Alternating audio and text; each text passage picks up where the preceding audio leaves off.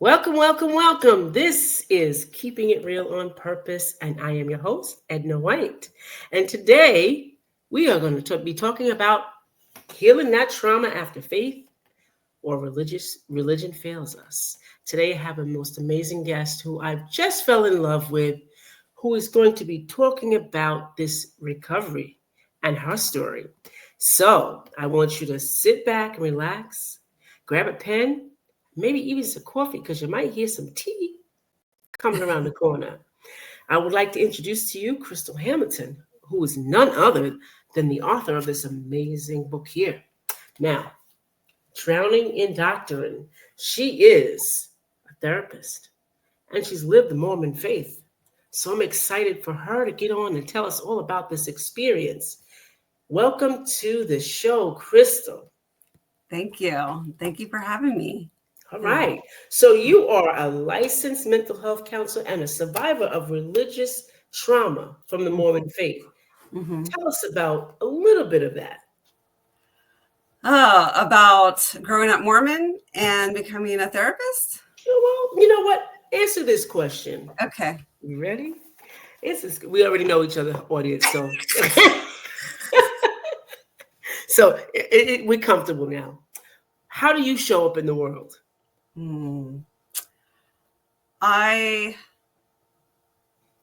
want to be a person where I want people to be attracted to my message. I don't want to force my message of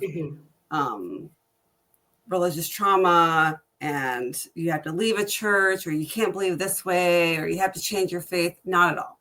I'm not trying to say that at all.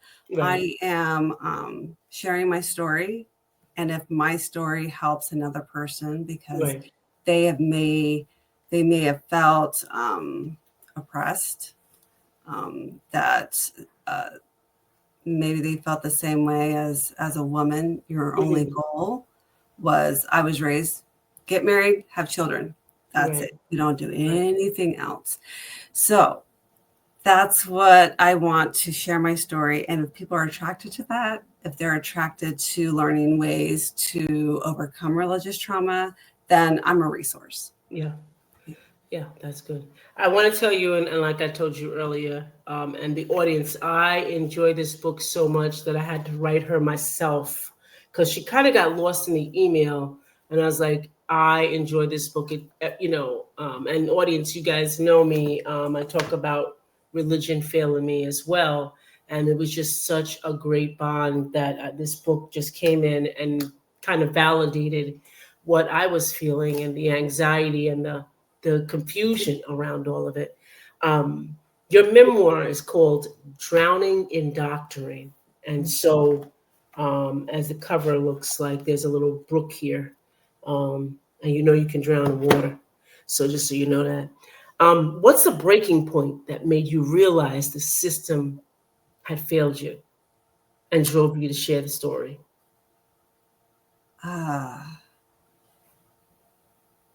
Couple things are popping up in my head. It's all right, pop them out. So when I realized that the church wasn't for me, getting married, going against my intuition. So I was 17, a senior in high school, and getting married because I was having sex. And on our wedding day, I knew this was not for me. Yeah. The whole day I was like, run. I'm in my wedding gown. Run. Like my intuition was just screaming and I couldn't do it. I just couldn't do it.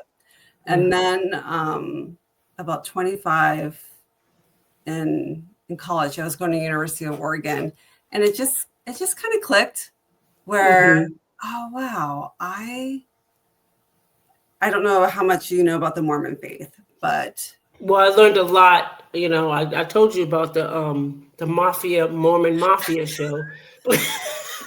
So Mormons believe that there's 3 heavens. right? Yeah. So the telestial, the terrestrial, and the celestial, and there's different levels in between that. And that's the doctrine that you have to get married in the temple. And when you die, your husband calls you by the secret name and he takes you up to heaven, right? In the celestial kingdom where you can be gods of another world. Oh, wow. And yeah, so that's just a crash course of that. Well, that's a crash. That's a crash. If you don't get married in the temple, then you can't reach the highest level. Okay. So when I was 25, I was like, well, my parents could just come on down to the lowest kingdom and hang out with me and then go back up there. Right? So I was like, that's fine. Yeah, that's right. I mean, but you think about it, your mind can't even grasp that. So you think, it's easy peasy, That's so real. That's so real right there.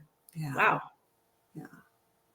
So Crystal, explain to us what is religious trauma? Well, it's not a term in the DSM-5. So it's and what's the DSM-5? DSM-5 is the diagnostic manual that clinicians use. So typical diagnosis like depression and anxiety and OCD, familiar stuff that we know. Schizophrenia. Right. So clinicians use this book and to look at the number to bill insurance. Right. Okay. So it's not in the DSM. And there's very limited research on it. Okay. So I've just been kind of really digging into it. Right. So Marlene Winwell, she is a PhD down in California, and she coined the term religious trauma syndrome. Right. And it's psychological, emotional issues that we have from religion. So Marlene Winwell, I don't know, she's Christian. I'm not sure which sect, but she has this whole book that helped me put words to what I was feeling. Okay. Yeah. Well, I've experienced religious trauma as well. I think from the age of 18, 19 till about my 40s. And I equate it to really some, related complex trauma related to authority, dogma, and community, because all three of those areas hurt me. Like it emotionally wounded me. It strips away yourself, especially women, strips away who you were innately supposed to be. Feminine, that's gone. That's out the window. Femininity is out the window.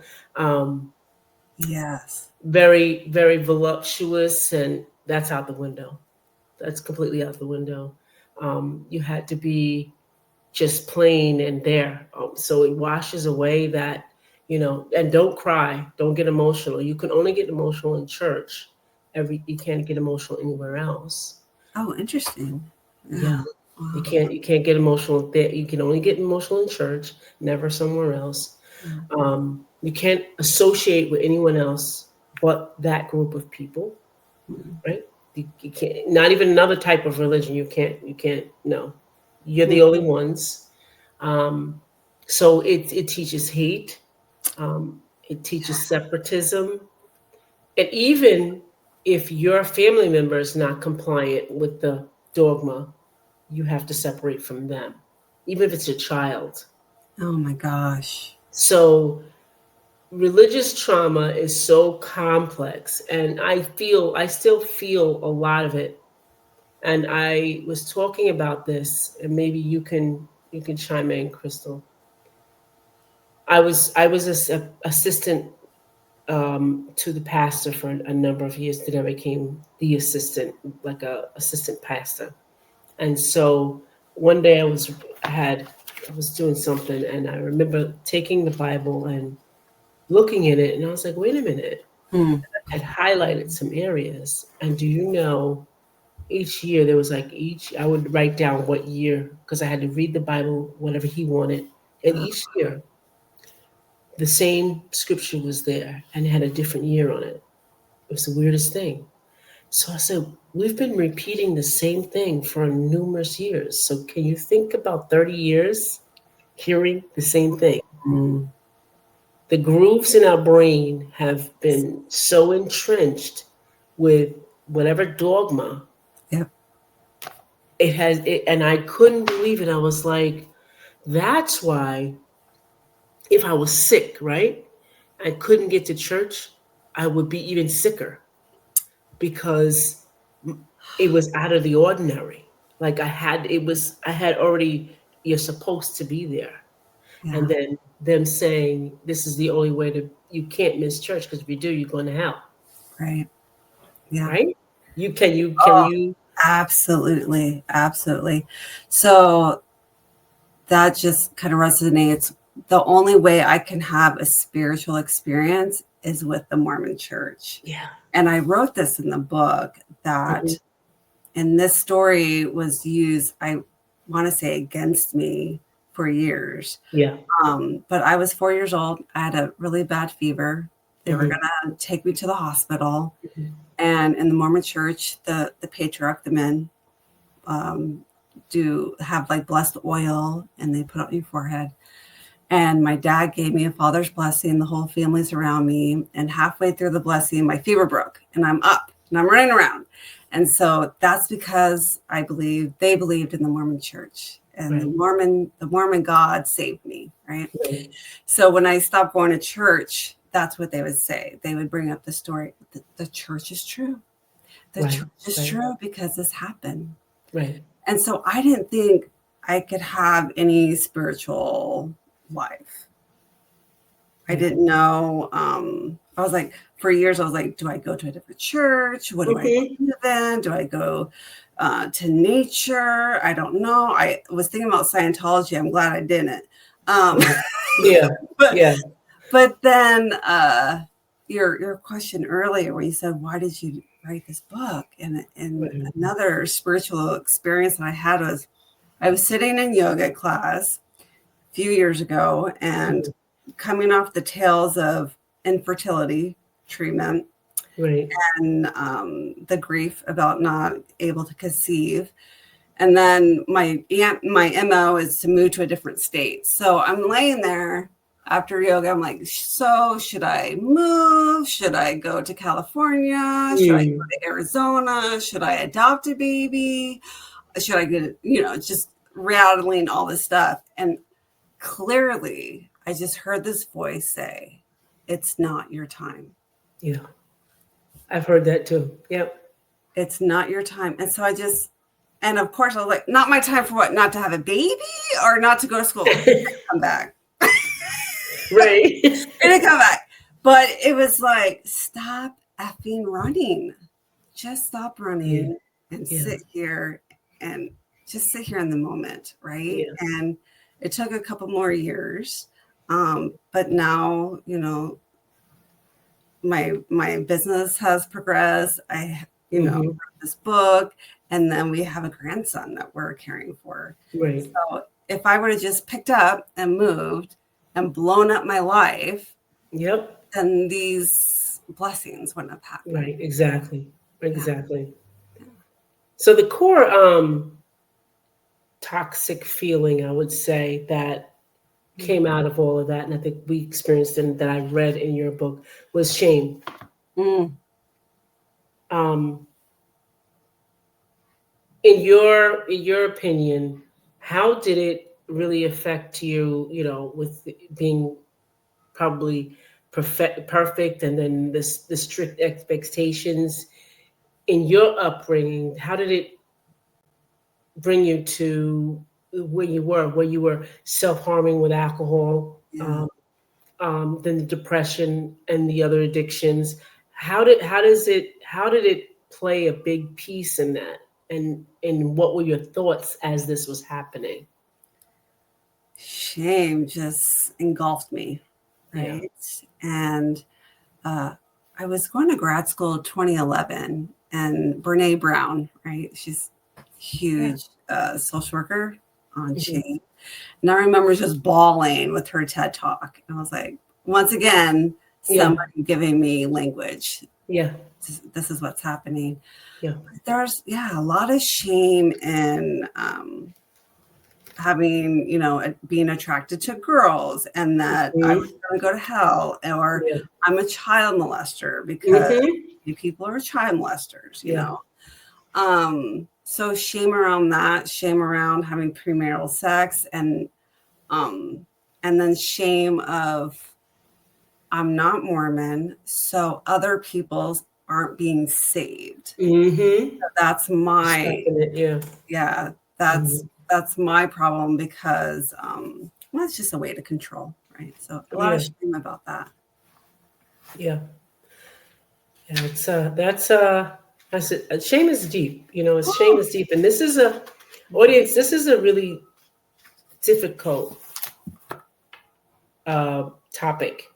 And I was looking in your book, and mm, one thing that I love about what you've done, and maybe you realize it, but what I realized took from it is that each title that you gave was sort of like a roadmap, and I just loved it. Even though you had your stories in there, like have the family origin, feeling the pressure, yeah. foreseen consequences, all of them were like little roadmaps, and they all represented something. Mm, And even when you talked about barren, and I was like, mm, wow, wow. So I could even take that as to be, say, I wasn't progressing anywhere, and I felt barren yeah. when nothing, like I was going to church, doing everything I was supposed to do. I was one of the first ones to create a vacation Bible school in the community. Oh my And God. all the people kind of came and brought their children out. I had like 30 kids at a time.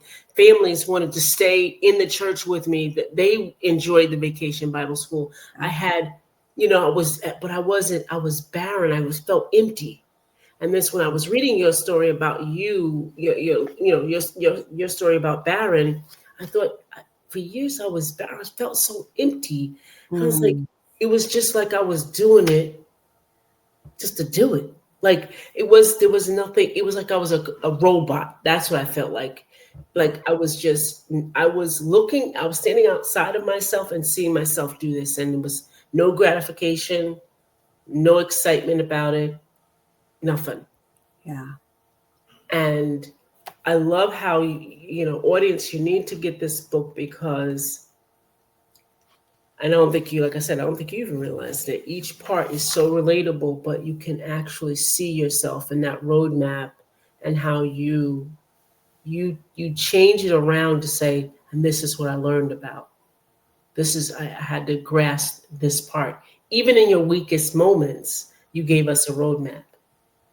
So Mhm. you kind of broke the doctrine, and I'm forever grateful for that, because now I see, you know, that you've done it. Um, can you tell me, like, was these table of contents Yeah. something you planned? Well, I worked with a ghostwriter, Okay. and she, Heather Ina, she's not a ghostwriter if I'm saying her name, but I definitely, the creativity part of the book, she's just a phenomenal creative writer. Right. Um, so she guided most of that. Yeah. But when you brought up Baron, because there was a different title, and I was like, when you were talking about Baron, and I said, no, I want the title to be Baron.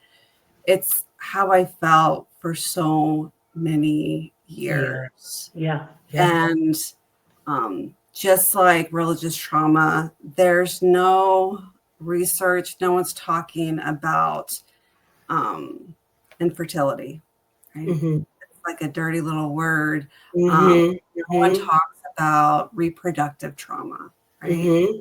And once again, just like religious trauma, when I was going through infertility, I found three books on dealing with infertility, and they're all by counselors and doctors, you know. Yeah. So I was in grad school. I'm looking through loss and grief books, and I'm just like trying to hold on. I'm like, Jennifer Aniston had infertility, so I'm just trying to find like celebrities. I just reached out for hope, and I just didn't have anything. And it was a good 5 years. And during that time, I'd already done therapy. I'd done the 12 steps. I thought it was pretty healthy. And if I would have had a baby in 2013, I would not have the healing and the growth that I have now. Right. That it was so painful. And just broke my heart so much. And that I would have these ingrained thoughts. Well, it's because you're not Mormon. Right. I was going to ask you, do you think that ingrained thought pushed it even more? Absolutely. Absolutely. And then once again, another layer I get to take off, right? Oh man, I was like, I already dealt with this. No, it keeps coming back. It's shadows. It's shadows. Like, you know, it's a lot of shadows. Like it digs at you, you know, it really digs at you. It really does. I love how you bring up the table of contents, right? Because it's just chapter headings. It really is like that roller coaster, right? And there's a lesson. There's a silver lining. Oh yeah. Yeah. Oh yeah. I was reading it, I read the contents last, you know. I want you to know that. And I was like, oh gosh, this book is so beautiful. Like, you know, it's just so beautiful. But then I was like, oh, this is a freaking roadmap. So audience, do a favor for me. Don't read the table of contents first. Go through the entire book. Get the lessons out of it. Have your pen or a highlighter like I've done with this one. Okay? Like I've done the highlights here. I do that too. And then go to the table of contents and you'll see that there's a roadmap.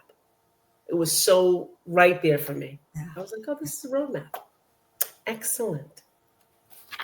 So I don't know if you really even realized that.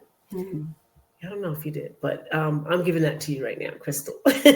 So if someone is listening and they feel utterly paralyzed by the fear of starting this journey, what is the single most important first step they can take today? Trust your intuition. Ooh. Oof. Oh, that's heavy. Yeah, that's really having the courage to trust your intuition. Yes, that's even heavier. To follow through. Yeah, I'm trying to get more sentence. Courage to follow through on my intuition. That's it.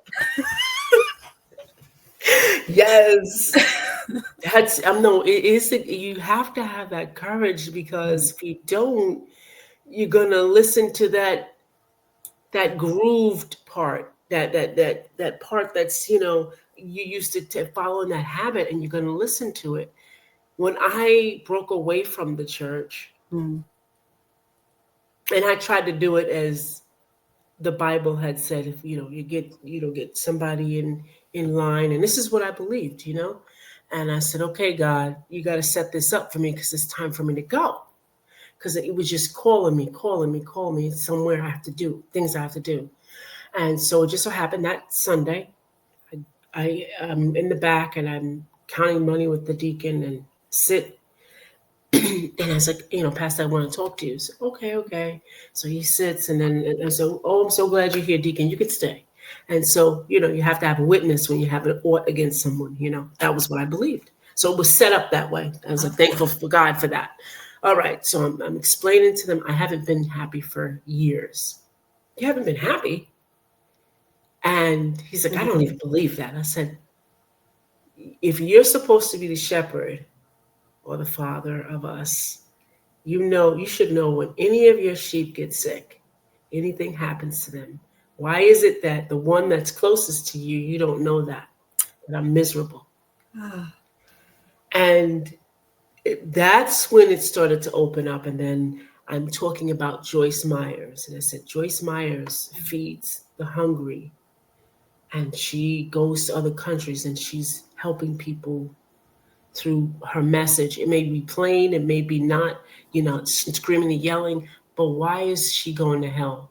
Because she wears pants and all these things. And he couldn't answer me. He said to me, the Bible said, you can't put one leg into the other. I said, and at that time I had sat and I had literally read everything and got so much clarity. And I said, no, if you're talking about Leviticus, they didn't want women to go to war because they didn't want them to put war clothes on. If you know anything about Leviticus, it's a war country, war area. And he was like, how do you know this stuff?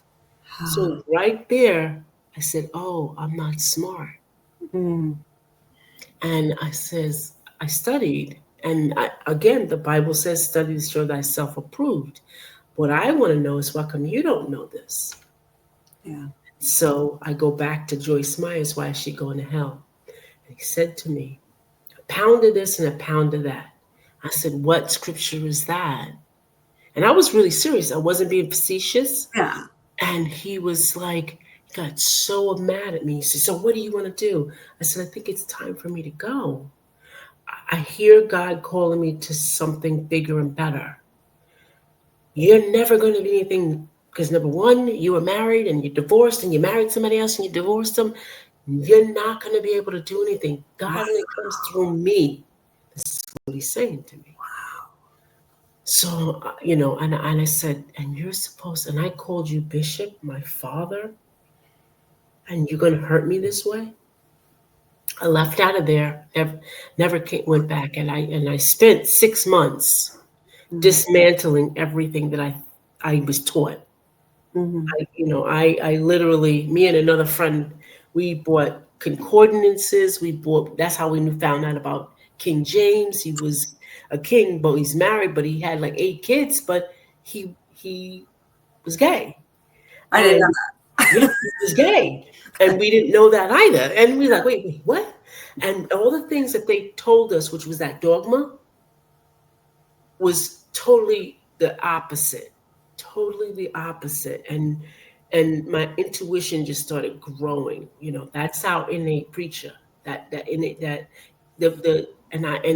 could hear it, because now I wasn't listening to the complexities of the noise. I could hear it because it never is forceful. It's always very quiet. Yeah. And your book awakened so much in me. And I'm going to tell you, audience, you guys already know this.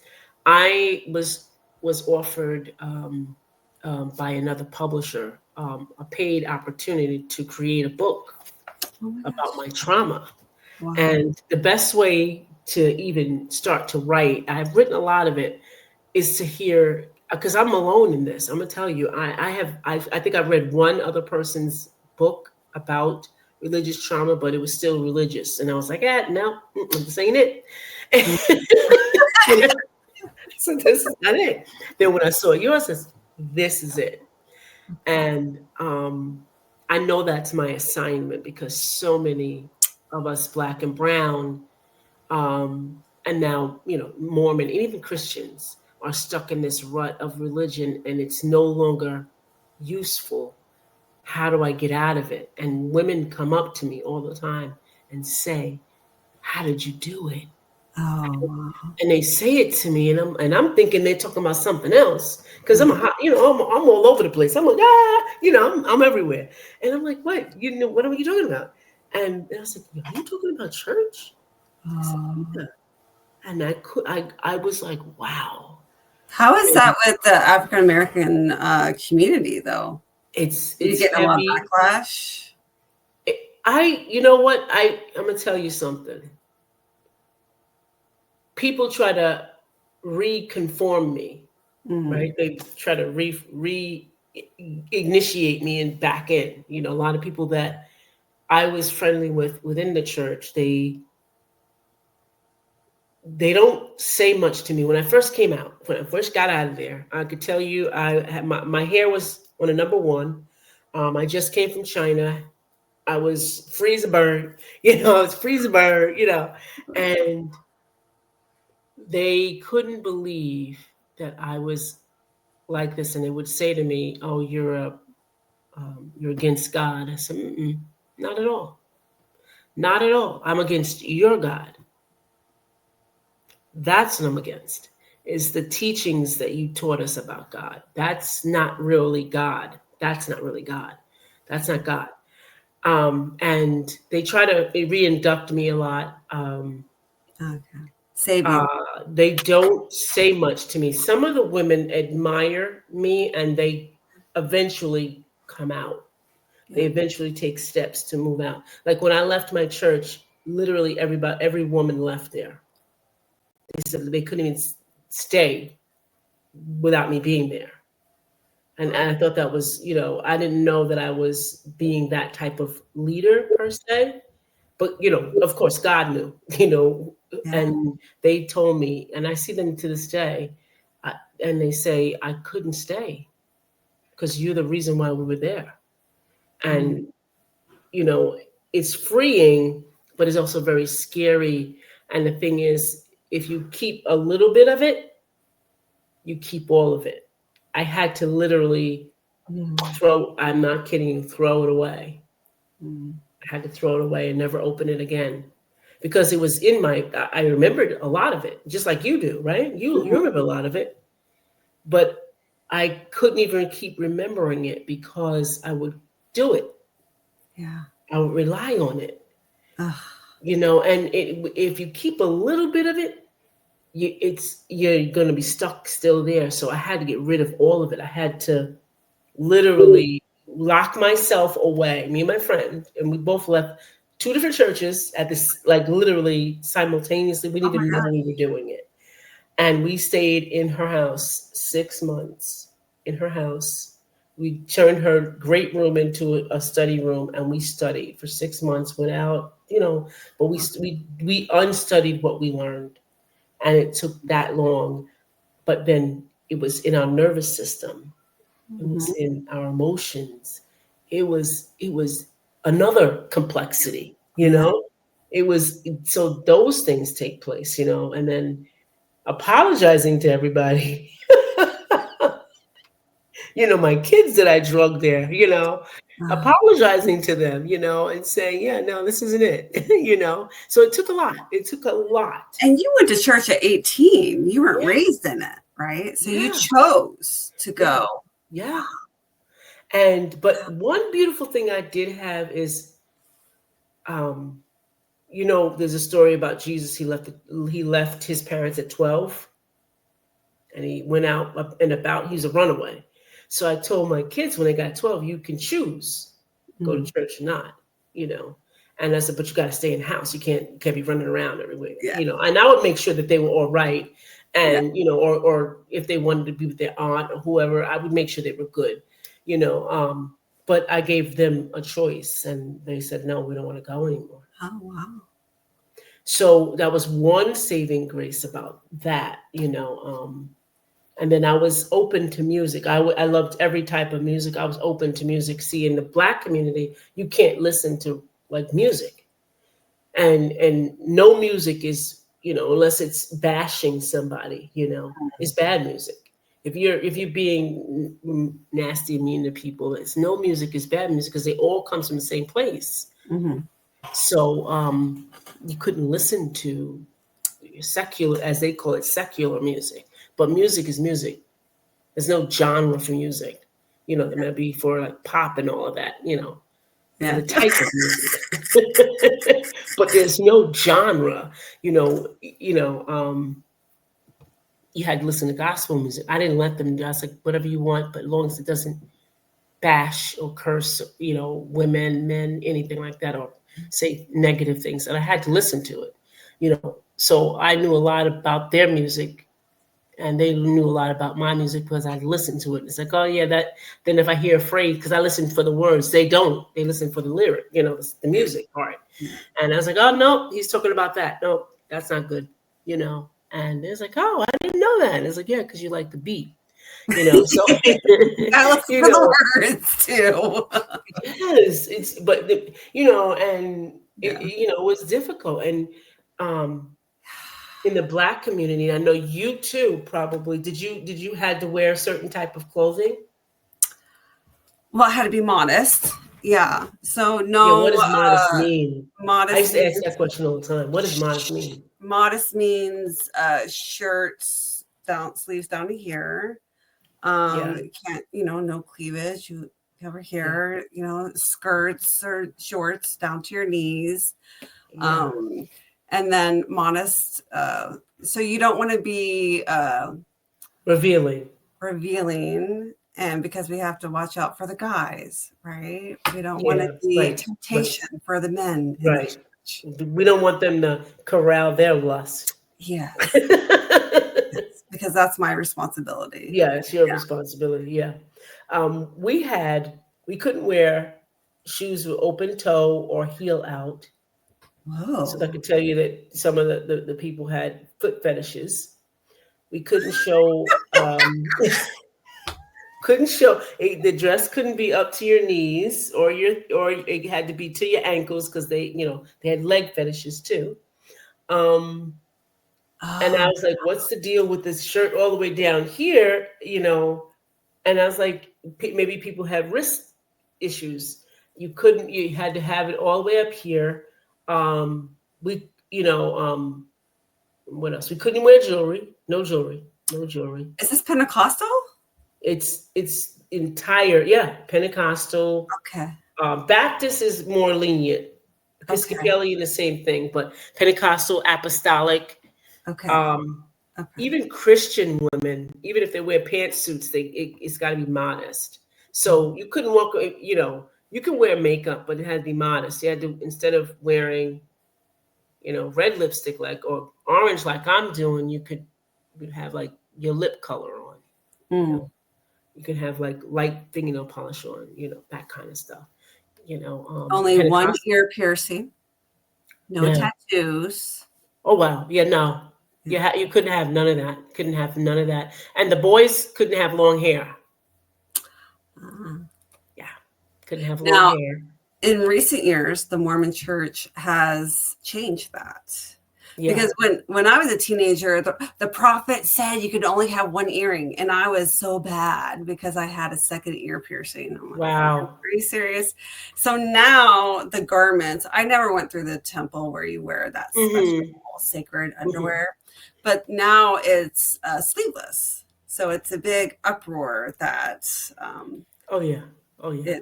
the doctrine has changed now. Yeah. Wow. So the Yeah. prophet said it's okay. Yeah. We had those things too. Of course, I loved my earrings, and I was like, one day I just felt like putting them on. I was like, I put my earrings back on. They were small. They were small. Yeah. Oh man, they had a whole meeting on me. A whole meeting. A whole meeting on a Saturday. I'm like, what's going on? And I love sundresses without sleeves. Oh my God. It was like I did something wrong. I'm like, I'm sweating like a pig. And I got I'm not wearing no denim dress all the way to no, I'm not doing it. I'm just not. Sorry. I'm not, and I'm out here working. So I'm out here running with kids Oh, and I have this denim dress on and I'm sweating like a pig. And long sleeves, no. I was like, get me a sundress, call it a day. And it was like I set precedence for every woman in there. They were like, when I was leaving, wow. the first lady begged me, please don't leave. I said, I have to. This is bigger than saving. If you guys can't speak up for yourself, this is bigger than you. Oh my And gosh. she said to me, you're making precedents for other women. I said, yeah, but we still don't, even if I make the precedents, we still, like, we had to go swimming we can wear a bathing suit, but we had to wear a dress on top. Swimming? Yeah. Well, And I'm like, do you understand when you're swimming that the water goes under this dress and pulls you down? You wow, this understand is that, more right? strict than Mormons. Yes, absolutely. But Wow. the men could go out and wear just Oh, yeah. trunks. They can do whatever they want. Yeah, do whatever they want. Mm-hmm. Yeah, it was very strict. It was very, very, very strict. And The day that I knew it for years, but of course, it was already ingrained in me, and I was coming, and was more miserable, it was horrible. I was so miserable, mad, I couldn't even, my heart was just, oh, it was bad. And I was, we used to shut in so shut in is like on the weekends, like New Year's, and on some every month in the weekends, and we used to fast 3 days without eating. Yeah. And it was the worst ever. I wouldn't let my kids fast. That I'm not doing that, because kids don't know any better. They don't even know what it is. So I wouldn't let them do that. No, you're not going to do that to my kids. My kids are eating. They eating. Okay, they eating. They getting snack. Everything. They get whatever they. So you did follow your intuition. Yes, Yeah. and I wish I would have did it more, listen to it more. But it was so ingrained in me. I was being submissive, and I thought I was going to hell because they explained that if walking this life was like walking a tightrope. If you go to this side, you fall off and you're going to hell. If you go to this side, you go to fall off. So you got to walk this tightrope all the way to the destination.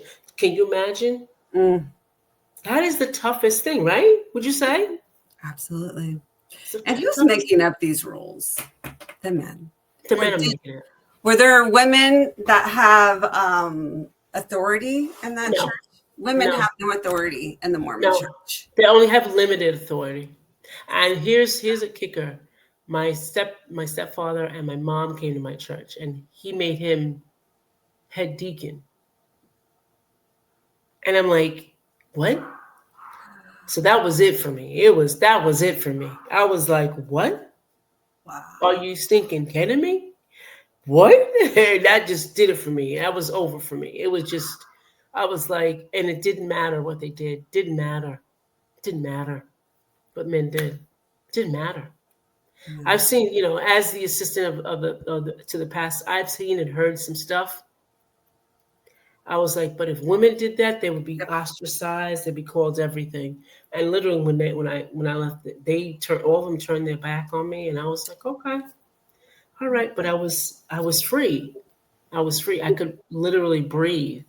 At the end, went through some things. But I had the ability to be a business owner, to have employees. That was never taught to me. No, that's not something that I was raised. Oh, one day you could do this, or I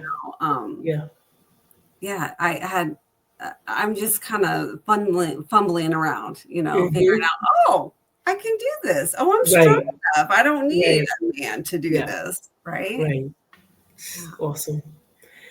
Oh, we've been talking for a while, but audience, what an incredible, powerful, and raw look at what it truly is. It takes to heal. And Crystal, thank you for sharing your story and your roadmap with us. And we're hopeful to see you again. Well, I know I'm seeing you again, so I don't talk about that. If you want this roadmap to resilience, start with Crystal's book, Drowning in Doctrine. And you can find it and learn about the clinical work at her company. That's what she does. Redefine Family LLC that she was just talking about, that she didn't know that she could have. And visit her at redefinefam.com. Redefinefam.com. Follow her journey and the community on Instagram at Crystal_redefines_family. We believe in your healing. And if this episode has helped you, please share it with one friend who needs to hear it.